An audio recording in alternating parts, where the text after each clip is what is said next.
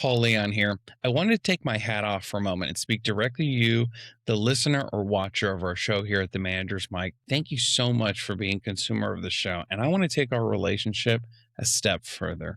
When you join our newsletter at the managersmic.com website, I'm going to give you a free resource called A Selling Script to Skyrocket Sales. And my promise to you is that resource is to help you totally free evaluate your current script and see where it might need some improvement. Thank you so much for being a listener and watcher of the show. And now back to the episode. I have a returning guest, Curtis, which I'm very happy about this episode. I'm excited because Curtis and I, just for context, only had 30 minutes going through an assessment that his company sent me. And if I'm being frank, Curtis, there's very few people that can call me out on my stuff, and I can really hold it in high regard. But in the assessment and going through it, probably in under 20 minutes, I felt like Curtis knew me for years. And for context, Curtis and I, this is probably only our third conversation. So I'm pretty excited to go through some results. He'll flash them on the screen. We won't be showing it the whole time. But Eureka Connect solution is cool. And I've had the privilege to be a frontline user with it. And we're going to talk through my behavior results because I think one of the key things of being a leader is getting fast feedback loops so you can grow as a professional. Would you not agree with that, Curtis? Yeah, I think what's nice about this is I always call it behavioral mechanism of action. Why is it that Paul does what he does? And we break it down into, and again, we'll share with the guests your profile because you've been so gracious in saying just, hey, Kurt, let's put this all out there. But the things that your strength, your discipline, your work ethic is one of the things that gets you in trouble because it causes you to be very transactional at times. And so having an understanding of the magnitude of that, I mean, I could say that, but when we start to show people the numbers and we see, oh, geez, this guy's got a 96 for discipline. There's 4% of the world that's more disciplined than he is, but his goodwill's a 3. 97% of the world has more goodwill. Okay, why is there such a disconnect there? And it's not because you don't care and you're not a nice guy. It's because you're so driven to deliver that it gets in the way of that interpersonal stuff, the social skills, the goodwill that you and I talked about yesterday. We look at things like your communication scores low. You can be a man of few words. Why? Because, your reflectivity, you analyze things very quickly. You're impatient. You're moving. You need to get things done. So you can be a man of few words. And then you get very frustrated when people don't get, well, why don't they get me?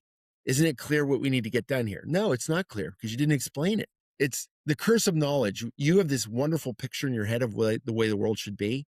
And you get frustrated when the rest of the world doesn't see it with the clarity with which you see it. I'm laughing because I have this bad habit, Curtis. A lot of people don't know this. Whenever I don't know if uncomfortable is the word, but when it's somebody, it's like, yeah, that's pretty factually accurate. I chuckle. Maybe I feel like as a defense mechanism, and you're spot on. Just to be very clear, I'm not laughing at you or what you're saying because I don't believe it. I'm laughing because what's making me uncomfortable is the fact that you're accurate in our dialogue. And I'm like, you're calling me out on my and I'm like, I got to get better. And that's why it's important that I get these fast feedback loops because you're right. And that's why I really enjoyed our conversation yesterday and wanted to do this podcast with you. Well, you can keep going just because I think it's important for me to grow and work on these skills. So in this screen, what you're pulling up is the assessment I took with Eureka Connect is what we're looking at right now. So right now, what we're doing is we're looking at Paul's data. And what we see here, we're going to focus on the left-hand column. Energy, he moves at a good pace. And, if we look at his dominance score, and we call these genetics, energy, dominance, reflectivity, authority, and discipline and competing, because they're how you're hardwired. My energy score is 99, right? So I walk fast, talk fast. Everything I do is at the speed of light. That's not always good because sometimes I'm moving too quickly through life. You've got a nice balance. You move in the upper quartile of the energy without being too quick. Dominance, same thing. You're not ego driven, Paul. Dominance drives, and it's the genetic trait that drives one's ego. You like and are comfortable controlling, but don't need to control. Remember, I cited a little earlier reflectivity. That's the creative side of the brain versus the pragmatic side of the brain. You think in the abstract, you think in a creative way. Your mind processes data quickly. Authority, why is that 11? Well, you don't like authority. You don't like the autocratic side of it. You don't like that, Paul. I need you to draft up a report for me and don't ask me why, just get it done. We alluded to discipline, work ethic. And again, there's a perfectionist side of you. There's a side of you that has to get things done, it has to accomplish. And then competing, you're what's called a strategic competitor. So when we look at these things, we look at what we call an effective range. And what the effective range constitutes is where consistency occurs. It's not that it's people can't be world class if they're not in the range. But if we look at your authority score, there are times where you're going to have to put structure and process in place, and you don't always lead with that. There are times where you're going to have to not overthink something and manage that creative side of your brain. And there are times where Paul's going to have to not worry about perfection, but be realistic about what those around him can achieve. We talked about this a little bit yesterday. You don't want your children to go through life thinking they have to be perfect. Yeah. It's the Yeah, you're right. there's the old idea that we strive for perfection to achieve excellence. Hmm. It's attributed to Vincent Lombardi, but it isn't actually it wasn't exactly actually what he said. The concept is there, which is, yes, we want to achieve great things.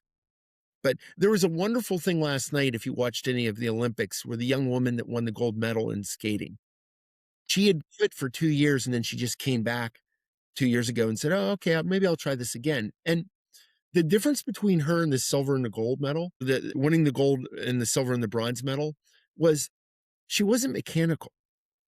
Hmm. She was just skating.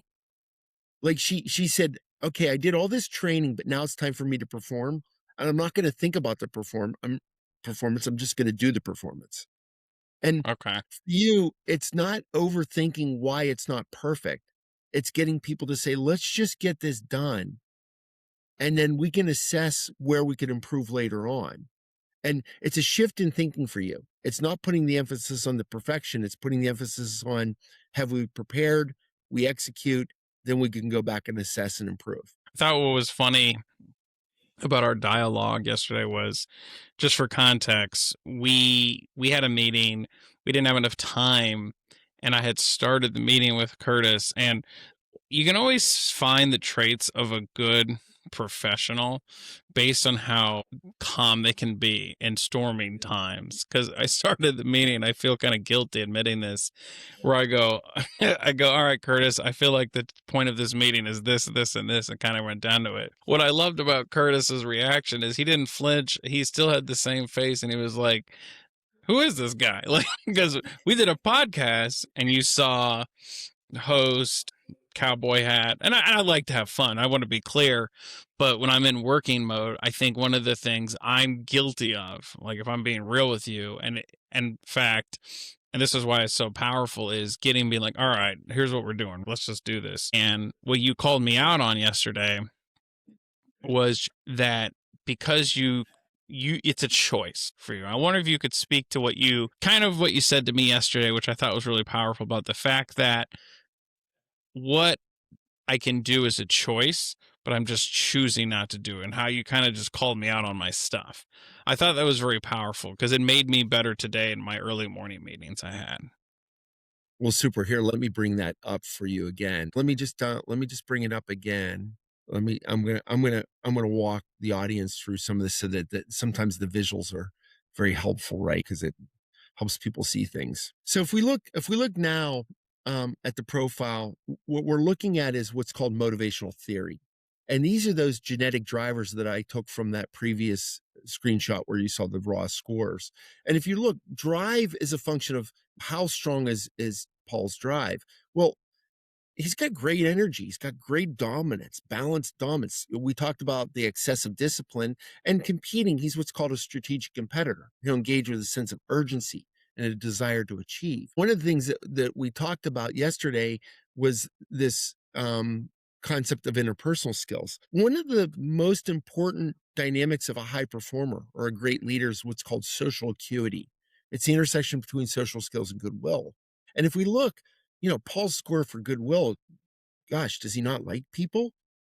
It's a 3. It's so Yeah, bad. it's 3 out of 100. I mean, what are we doing here? But there are a faction of people that just don't like other people. Believe me, I find them. I don't believe that's Paul. I mean, the guy wouldn't be doing podcasts if he didn't like people, didn't like learning about them. But when you look at his discipline score of 96, he's so driven to achieve and accomplish. And to the point he was making earlier, when I got on the phone with him on the Zoom call with him yesterday, it was like a different person than the one that had interviewed me for the podcast we did previously. He was so businesslike and so serious and so, well, what's the agenda? We have a half an hour, get to the point, Kurt. And I was like, wow, who is this guy? But once we got past that 20-minute point in our conversation yesterday, you went back to being the guy that I met on the podcast. And so what I'm looking at here is emotionally social skills and goodwill. Social skills 44 says you know how to build a relationship. You just choose who you let into the circle. And part of it is it's an equation for you. Is this person someone that's going to help me achieve? We talked about, and I'll share this with your guests, you're pretty stressed out. And it's because you're so worried about not achieving, not accomplishing, that Yeah, right. this life is going by so fast. And if I don't get all this stuff done, how will that reflect on how I conducted myself? And I don't want anyone to live in that space. I mean, why are you working so hard if you can't enjoy it? And what I think really resonated with you yesterday was when I said, is this really what you want for your children? For Noah and Eva, is this really what you want from them? And you stopped. And when you thought about that, you're like, no, that's not what I want.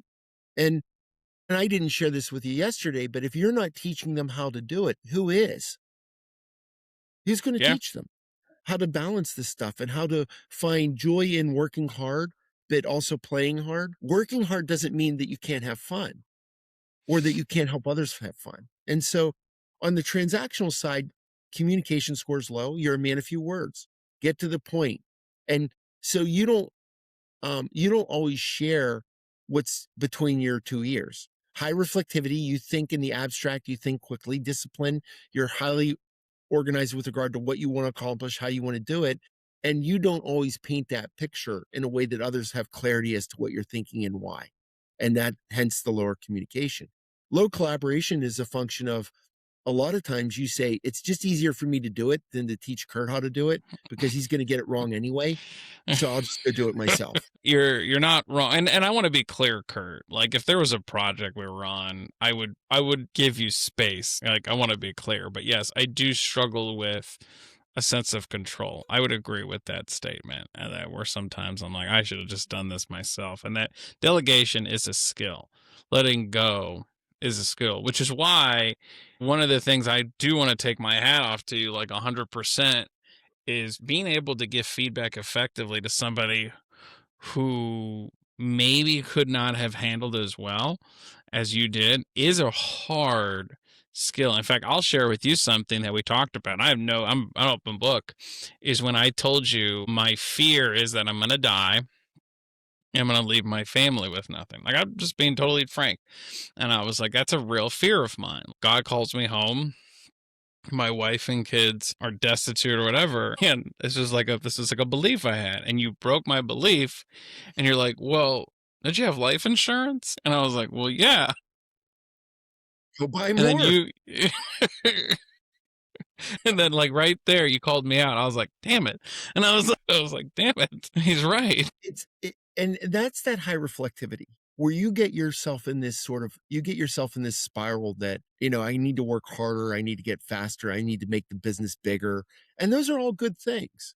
I'm not saying you shouldn't. I do the same thing in my life, but I also think that, if you've got insurance in place, we joked around for years and years. My wife always used to say, is the premium paid? Because if something happens to you, I just want to know that I don't have to worry about anything. And I always used to say, that's why you're loving me to death, because I'm worth more dead than I am alive right now.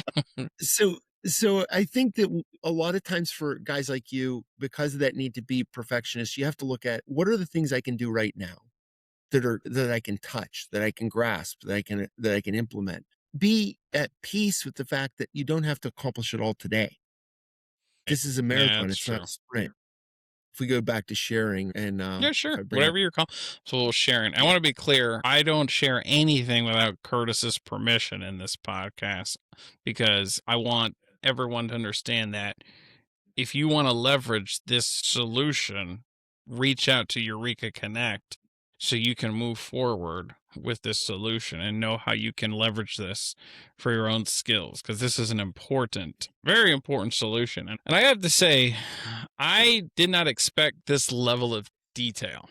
A lot of people come to me with assessments like this, and this one I have to admit is pretty well easy to grasp, and it's very thorough. So I'm very impressed. But go on. Good. Thank you. so, sense of humor, I'm bringing this up because I think your audience will say, why is it, does he have no sense of humor? That green line too is a line that we've established based on assessing thousands and thousands of people. We identified those people that are we call high performers in that they're consistent with how they execute their life personally and professionally. And I could get into the details of that. I won't do it today, but for you, lighten up, goodwill, show the care and compassion. Let people see that the guy does care, and he is a. I can just tell the way you talk about your kids that you care. You just suppress it, and the competing score. That's you're a strategic competitor. You're not aggressive. So you're not going to be a big risk taker from a standpoint of putting yourself out there and making yourself self-deprecating. You're not going to lead with that. And I applaud you today for being so open. I want to show this slide because we look at stability and you just said yourself you're pretty stressed. But the good news is you're actually overconfident. Hmm. You know you're good at what you do. I mean, to an excess. Your avoidance, you're not an avoider, but you're also not a kind of guy that goes and picks a fight. 22 for avoidance. And you're compromised. You're open-minded at the onset, but then you'll make a decision. And what you do right now, which is this sort of self-awareness, you try to accommodate because you realize that you could be difficult. So you're over accommodating. And what you're not doing is you're not engaging with the balance that would benefit you in the situations you engage in. Now, one of the things that's interesting about your goodwill and accommodation scores, if your goodwill is 3 and your accommodation's low, then we say, oh, he's sort of stubborn, and he once he digs in, he doesn't care, and the goodwill probably amplifies the fact that he doesn't really care about the person. But your social skills, you do know how to build connections. Your 44 for social skills tells us that, and your accommodation score says this is you taking the foot off the gas, realizing that at times you can be difficult and challenging. So you're accommodating too much. Making Yeah, sense? it does make sense. And it's funny because when you're showing sense of humor, did I tell you that I did stand up comedy for 5 years before I had to put on hold for the NBA, or did I not tell you that when we first met? I don't No, remember. I don't know if we talked about that. Yeah, I But did go it a ahead. lot. And no, I did it a lot in Orlando. And if you see like certain big time comics out of Orlando, there was this guy, Eric Meyer, who unfortunately passed away. I had opportunities to rub shoulders with some of the best and open for some pretty fun people. But what's funny about that humor score is like when I was looking at it, I was laughing because one of the things when I was in the thick of it, and for those who don't know anything about the stand up world, it's hard. Of all the speaking styles, in my personal opinion, making people intentionally laugh is hard. But when I first did it for the first 18 months, I drove my wife insane, who was pregnant with our first child. But I said to myself, if I go out every night, I'll just get better. So I never did, and this is the scary thing, I never looked at stand up as always trying to make people laugh. It was a project and a skill that I just wanted to develop. I don't know if that frame makes sense and why those scores reflect some pretty interesting accuracy into how I approached even something like humor. It wasn't that it wasn't fun, but it was a project, if that makes sense. And you're welcome to comment on anything there I now love that the I've way you shared that describe with you. Yeah, I Yeah. just love the way you describe it because you talk about going out every night, discipline, and not Yeah. worrying about whether they laugh, but getting through my material and work on the technique, Yeah. discipline. That was it. It's as opposed to many comedians are out there like, I just need to get the laugh. I Yeah. need to get the laugh, and they talk about how disheartened they are if they don't get the laugh. Oh, I But saw that a lot. that didn't discourage you. You were more like, process. I got to work my process. Yep. So it's very telling. I want to show something else here too, because there's something that I think is really important for you to share. And I think it's very telling on the kind of person you are. And let me just get to this slide. Independence. I don't like it when people define themselves as introvert or extrovert. But Hmm. I think it's more important to look at independence. And if we look at your reflectivity and expertise, that's independence of thinking. Expertise, Paul has a lot of confidence in himself and how he does things, which gives you the confidence to stand up on a stage and be in a comedy night and know that you're not funny at times and not let it bother you. That's that I'm going to execute this and I'm just going to get through it. And that's that extreme confidence in the reflectivity, the ability to intellectually do that in your own head without needing others to affirm whether you're good or bad or indifferent. Then there's the independence of how you operate. Authority, you don't like the autocratic side of it. Dominance, you don't need to be on the stage, but you're very Yeah. comfortable doing it if you have to. And then discipline, you do like setting goals for yourself and others. So, from an operational perspective, your dominance and your discipline do bring a connectiveness to the world around you. But look at what happens when we get to the interpersonal side. From a transactional side, collaboration, low, and from a social skills, moderately low, meaning you can do it when you have to and when you believe it's necessary. And what I would say is, Paul, the opportunity for you is to elevate the collaboration social skills piece. Yeah. Transactionally, more interaction and social skills bring people closer. You are more effective when people see that later side of you because you're never going to get rid of that high discipline side. That need to achieve at the high level and accomplish things, it's not going to go away. The question is, how do Yeah. you leverage it more consistently across the broader spectrum of people? No, I like the way you explain that. I had a project that I was on, and I can always tell when you hit the nail on the head when you said that you have to man up to being able to collaborate. I don't think you use those exact words, but there was a project I was on and it was a lot of work. And I got a message. It was, hey, and it's somebody who, without saying names, it's somebody who they don't, I don't know if you ever met somebody like this, Curtis, where they don't play well in their sandbox with you, I guess is the phrase. Yeah, And a I lot got of this people. mess. Yeah.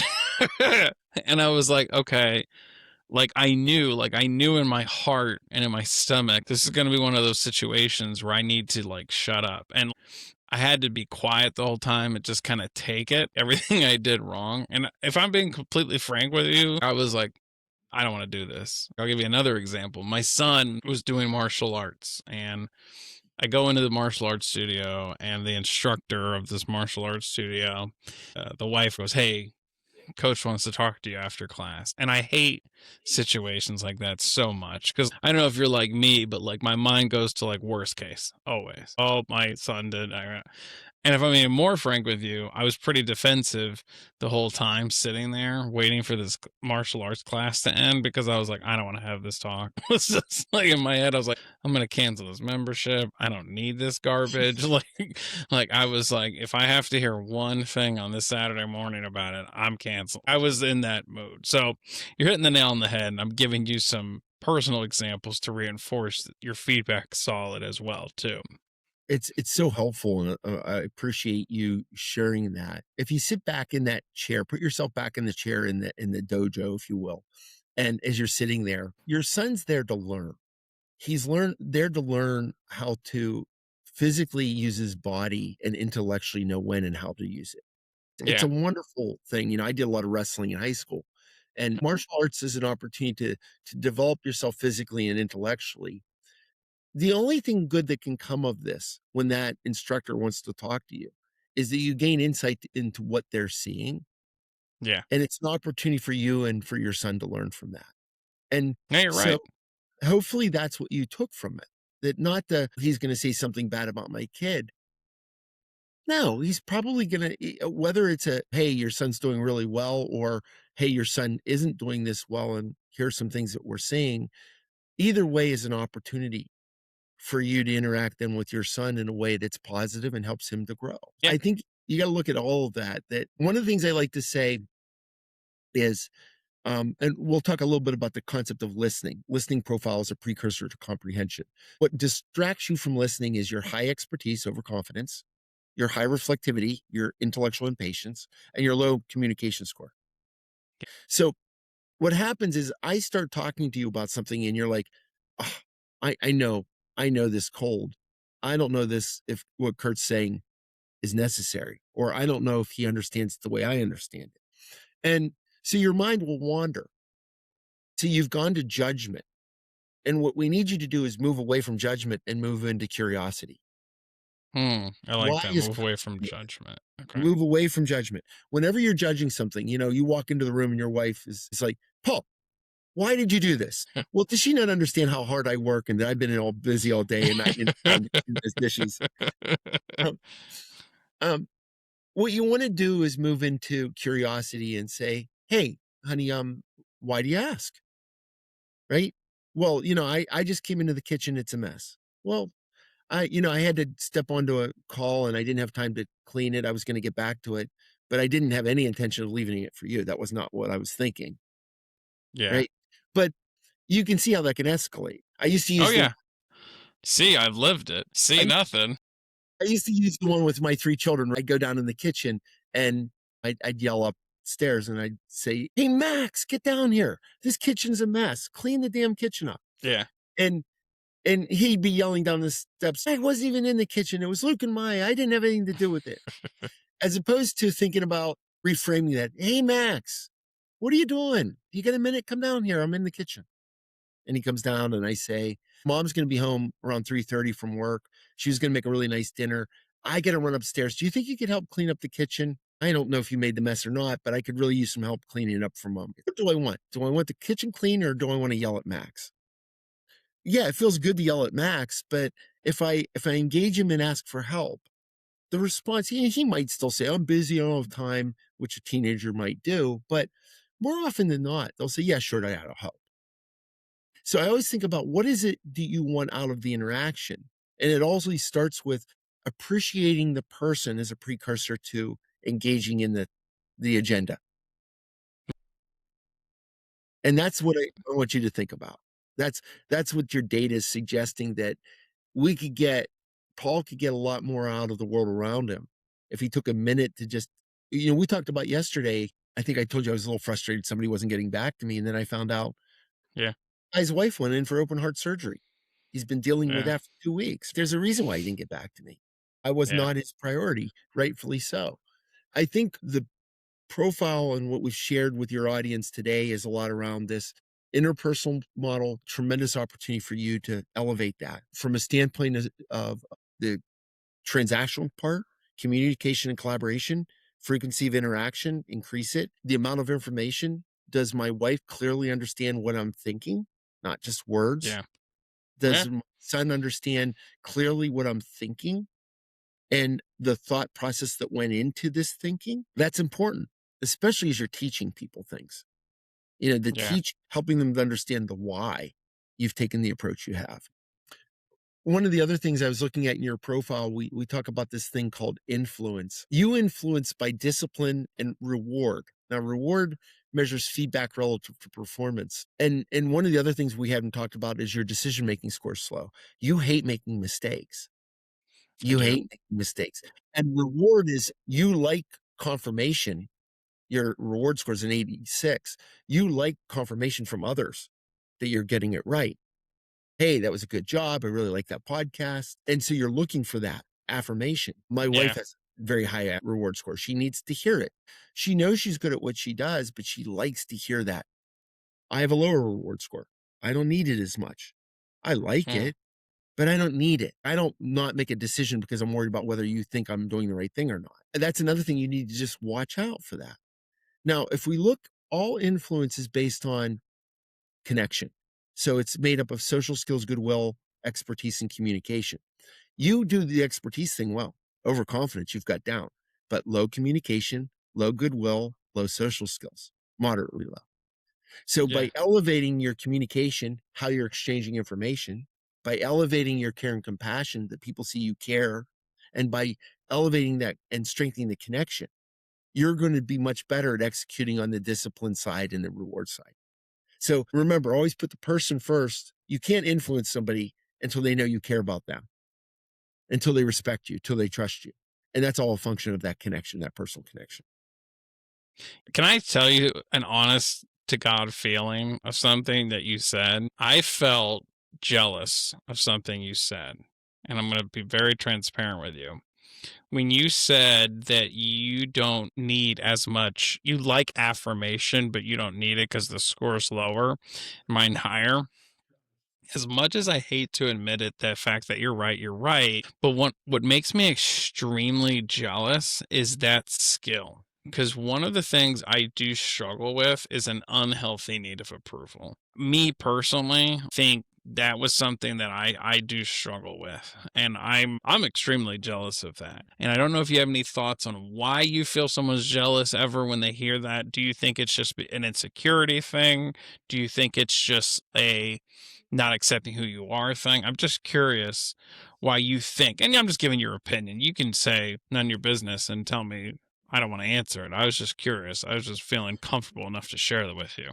No, I think there's some really great things there that you've brought up that I'd love to comment on. First Yeah. and foremost, I think uh, you in your own head have to give yourself credit for being good at what you do and the effort you've put in.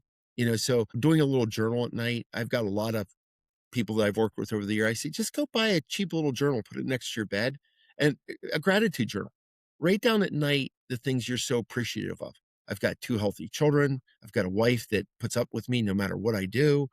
I get to do things I really enjoy doing in my personal life and my professional life because you end every day on the things you need to do tomorrow.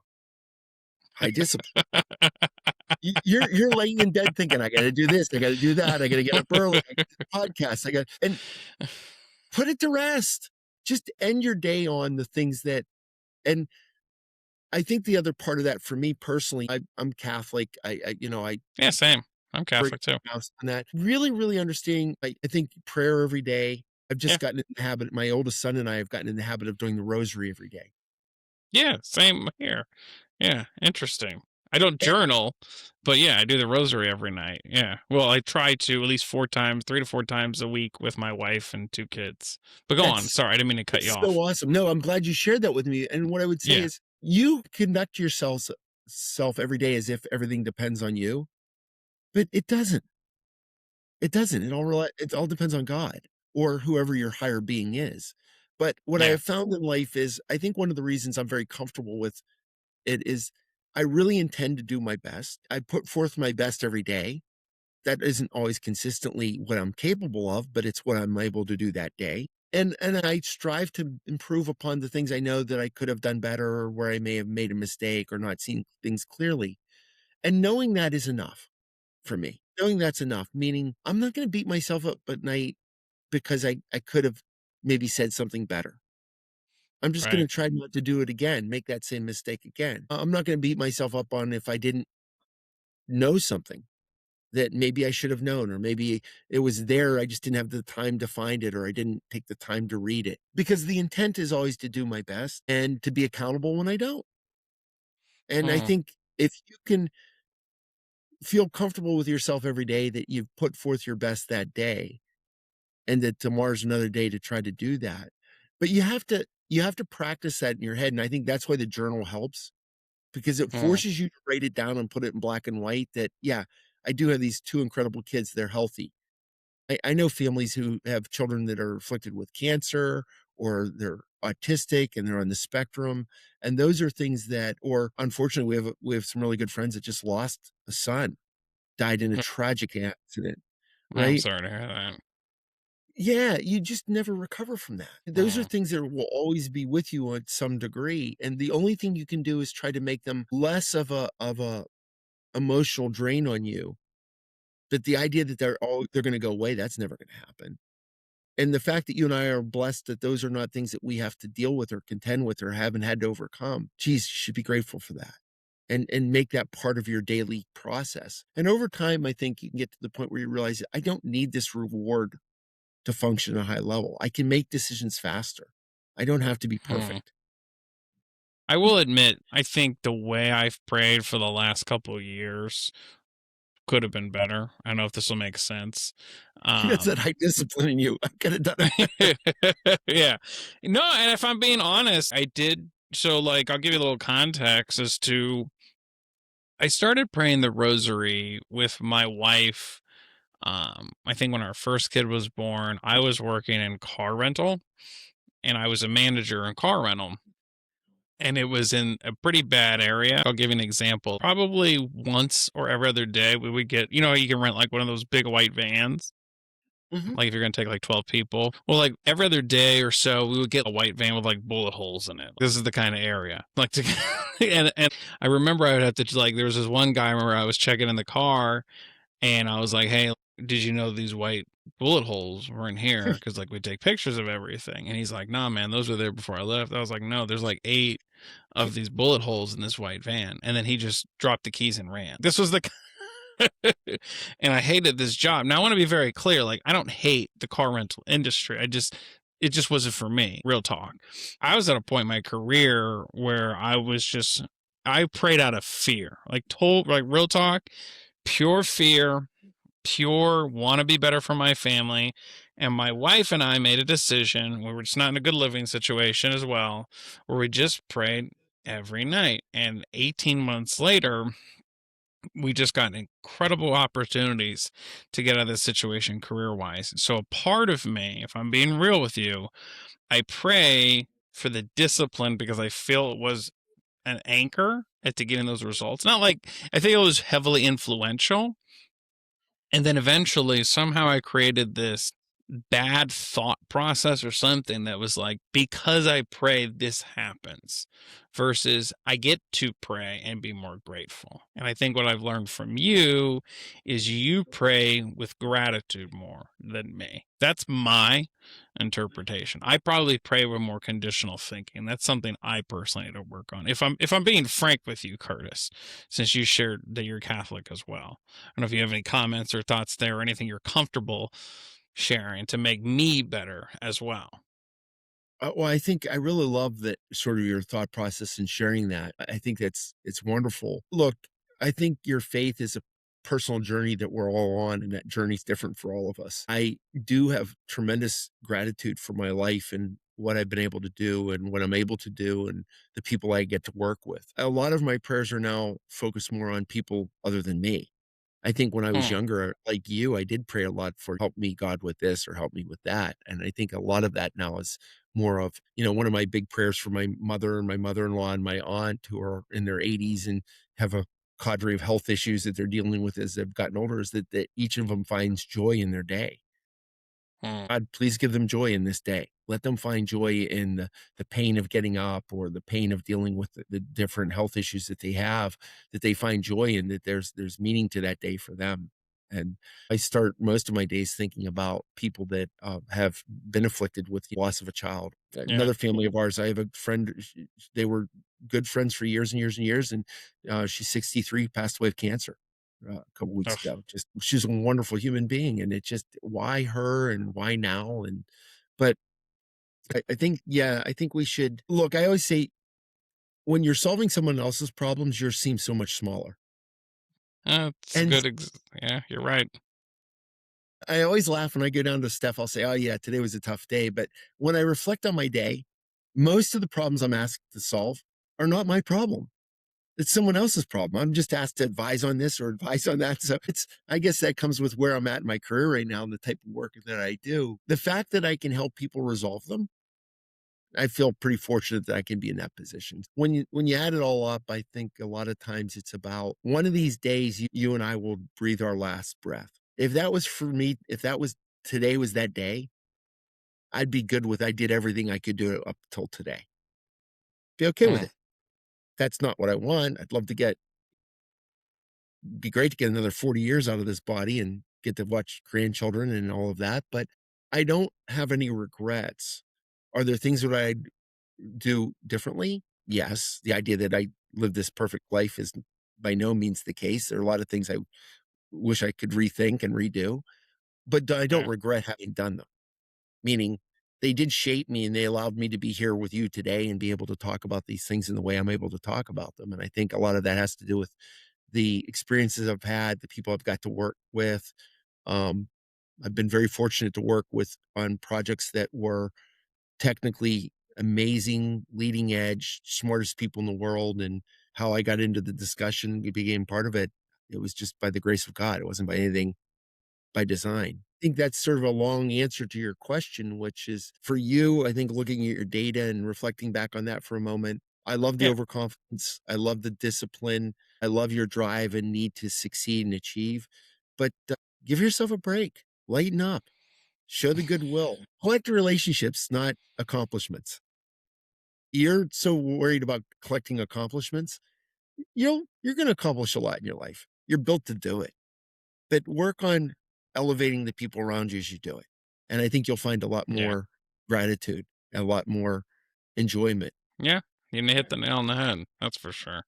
Do you want to give like a plug for those who may not know what Eureka Connect is? With, I've literally worked with hundreds of C-level executives, thousands of people. It's very rarely that anybody ever says, I wish I hadn't gone through this. Very rare. I mean, we're Okay. talking single digits.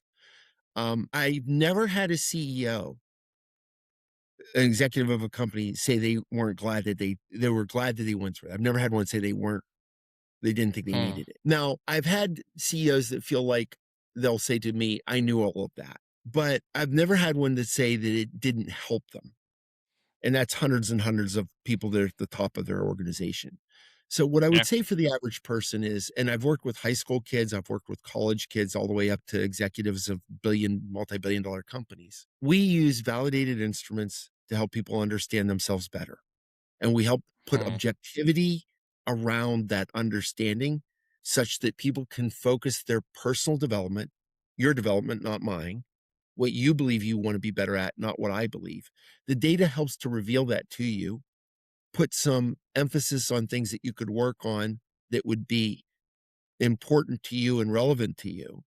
And then, as we've discussed, giving people mechanisms to actually do it, to help mm, to affect the change that's going to benefit them. And I will tell you, I've yet to find a program that does it better.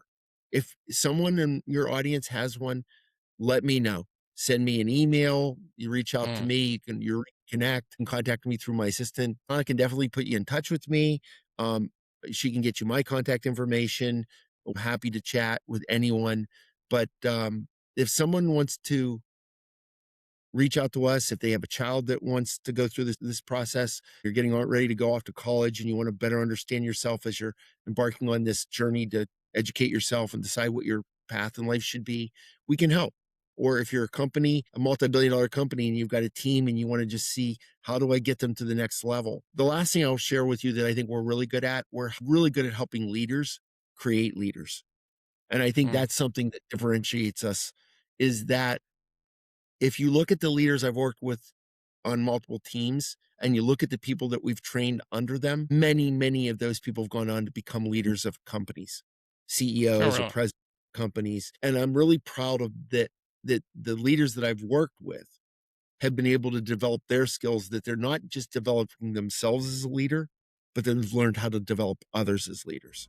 And I think our data and our process facilitates that. But this is sort of how feedback goes. You and I did, where you sort of get to a point where we start having a conversation. The data isn't meant to tell you what to think, it's made to get you to think. That's it. I shared that with you when we started. My job isn't to tell you what you have to walk away with. It's just get you thinking about stuff, and then you'll own the things you need to own.